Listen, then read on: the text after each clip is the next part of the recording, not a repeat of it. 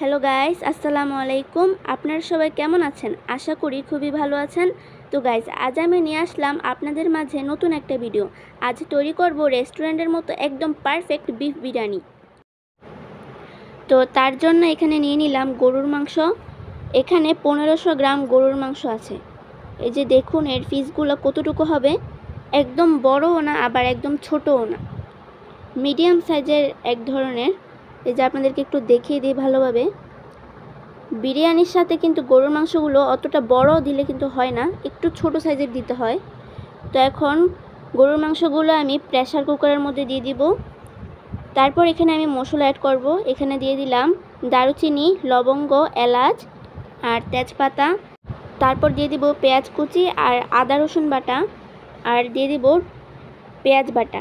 আর এখানে দিয়ে দিচ্ছি টমেটো, কুচি করা টমেটো। আপনারা চাইলে টমেটো সসও ব্যবহার করতে পারেন। তারপরে দিয়ে দেব টক দই আর কাঁচামরিচ। এবার দিয়ে দেব মরিচের গুঁড়া আর সয়াবিন তেল, আপনারা যে কোনো তেল ব্যবহার করতে পারেন। তারপর দিয়ে দিচ্ছি রাঁধুনি রেডি মিক্স বিরিয়ানি মশলা, 1 প্যাকেটের অর্ধেক দিয়ে দিলাম। আর দিয়ে দিব স্বাদমতো লবণ। এবার সবগুলো উপকরণ ভালোভাবে মিক্স করে নিব। গাইস, আমি আজকে গরুর মাংসটা আগে প্রেসার কুকার দিয়ে সিদ্ধ করে রান্না করে নিব আর কি। আপনারা চাইলে এমনিতে চুলার মধ্যে রান্না করে নিতে পারেন, এটা আপনাদের ব্যাপার। তো আমি এখানে ভালোভাবে সবগুলো উপকরণ নেড়ে চেড়ে মিক্স করে নেওয়ার পরে এখন এখানে দিয়ে দেব পানি। সামান্য পানি দিব, বেশি পানি দেওয়া যাবে না, সামান্য পানি দিয়ে দেব। তারপর ঢাকনাটাকে দিয়ে দেব। প্রেসার কুকারের ঢাকনাটা দিয়ে 10 মিনিটের মতো রেস্টে রাখবো। তারপর প্রেসার কুকারটা চুলার মধ্যে বসিয়ে চুলাটা অন করে চলে যাব চালের কাছে। এখানে আমি চাষির চিনি গুঁড়া চাল ইউজ করব। আপনারা বাসমতি চাল নিতে পারেন বা অন্য যে কোনো আইটেমের চাল নিতে পারেন।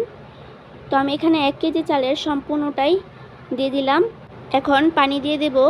আর 1 কেজি চালের সাথে 1500 গ্রাম গরুর মাংস দিয়ে আজকের বিরিয়ানিটা তৈরি করব আমি।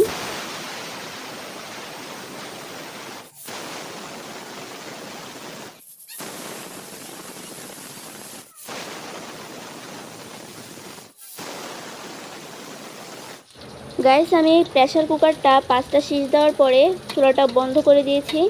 আর এখন চলে এসেছি আলু ভাজতে। তো আমি এখানে কয়েক টুকরো মাঝারি সাইজের আলু ভেজে নিলাম। তারপর এখন চলে যাব রান্নার মধ্যে। এবার এখানে দিয়ে দেব তেল, তেলের সাথে দিয়ে দিয়েছি ঘি। তারপর দিয়ে দিলাম পেঁয়াজ কুচি। পেঁয়াজ কুচিটা ভালোভাবে নেড়ে চেড়ে ব্রাউন কালার হয়ে আসলে এখন এখানে দিয়ে দেব আদা বাটা। তারপর দিয়ে দেব রসুন বাটা। এবার এখানে দিয়ে দিলাম ধুয়ে রাখা চাষি চিনি গুঁড়া চাল। আমি সম্পূর্ণ চালটা দিয়ে এবার ভালোভাবে নেড়ে চেড়ে দেব।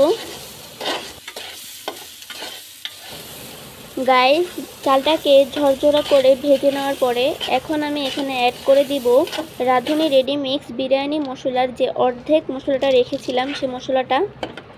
এবার এই মশলাটা দিয়ে ভালোভাবে নেড়ে চেড়ে দিব। সবগুলো উপকরণ যাতে ভালোভাবে লাগে, একদম ভালোভাবে নেড়ে চেড়ে দিতে হবে।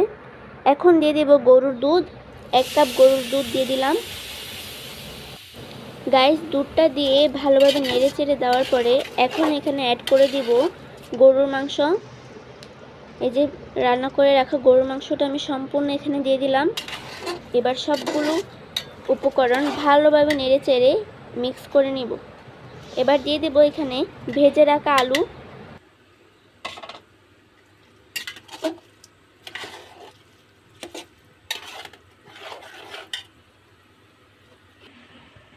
আর এই যে দেখুন ফুটন্ত গরম পানি।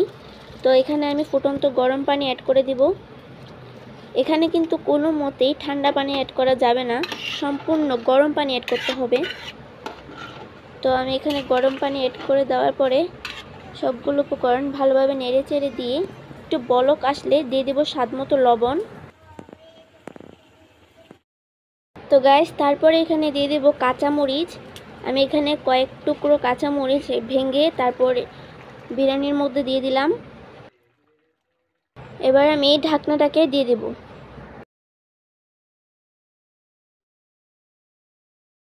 তো গাইস, ফিরে আসলাম 10 মিনিট পরে। এই যে দেখুন বিরিয়ানিটা একটা চামচের সাহায্যে এবার একটু ভালোভাবে নেড়ে চেড়ে দিব, না হলে কিন্তু নিচে লেগে যেতে পারে। বিরিয়ানিটা কিন্তু অনেকটাই সিদ্ধ হয়ে এসেছে, তো একটু ভালোভাবে নেড়ে চেড়ে দিব। আর গাইস, এ পর্যায়ে বিরিয়ানির একটা খুব সুন্দর একটা স্মেল বের হচ্ছিল, যেটা আমার কাছে খুবই ভালো লেগেছে। তো আমি এটা একটু ভালোভাবে নেড়ে চেড়ে দিব। এখন এখানে দিয়ে দিব বেরেস্তা। আমি বেরেস্তার সাথে সামান্য চিনি দিয়ে রেখেছিলাম, তো এখন সে বেরেস্তাগুলো উপর দিয়ে সুন্দর করে ছড়িয়ে দিচ্ছি। তারপর এখানে দিয়ে দিব ঘি। ওয়াও, ঘির স্মেল আর বলতে হবে না, জাস্ট ওয়াও। ঘিয়ের স্মেলটা কিন্তু অনেক সুন্দর, তাই না? কার কার আমার মতো ঘিয়ের ফ্লেভারটা ভালো লাগে অবশ্যই একটু কমেন্ট করে জানিয়ে তো।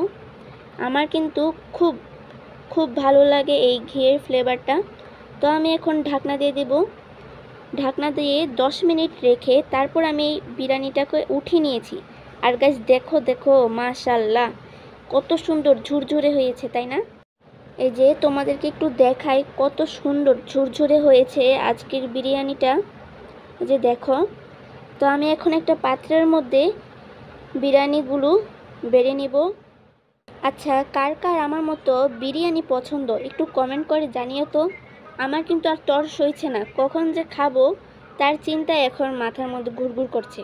আর গাইস দেখো, মাশাআল্লাহ, কতটা সুন্দর পারফেক্ট হয়েছে আজকের বিরিয়ানিটা। একদম রেস্টুরেন্টের মতো হয়েছে। মাশাআল্লাহ, দেখো কতটা জুসি লাগতেছে, তাই না? অনেক লোভনীয় লাগতেছে। দেখতে যেরকম লোভনীয়, খেতেও ঠিক অসাধারণ স্বাদের। তোমরা অবশ্যই বাড়িতে একবার হলেও ট্রাই করো। গাইস, তোমাদেরকে এখন থেকে আর রেস্টুরেন্টে গিয়ে বিরিয়ানি খেতে হবে না, বাসায় বসে বানিয়ে ফেলতে পারবে একদম পারফেক্ট বিরিয়ানি। তো আমার রেসিপিটা দেখে এখনই ঝটপট তৈরি করে ফেলো এত সুন্দর পারফেক্টভাবে বিরিয়ানি। বিরিয়ানি খেতে কিন্তু সবাই পছন্দ করো, কিন্তু বানাতেই বা কয়জন পারে? তো তাদের জন্য আমার এই রেসিপিটা কিন্তু মাস্ট প্রয়োজন। তোমরা এখনই এই রেসিপিটা দেখে তৈরি করে ফেলতে পারো এত সুন্দর মজাদার পারফেক্ট বিরিয়ানি। তো গাইস, আমার আজকের ভিডিওটা এ পর্যন্তই। দেখা হবে নেক্সট কোনো ভিডিওতে। তো আমার আজকের ভিডিওটা কেমন লাগলো অবশ্যই কমেন্ট করে জানাবে। আর যদি ভালো লাগে তাহলে চ্যানেলটিকে সাবস্ক্রাইব করে আমার পাশে থাকবে। তো আল্লাহ হাফেজ।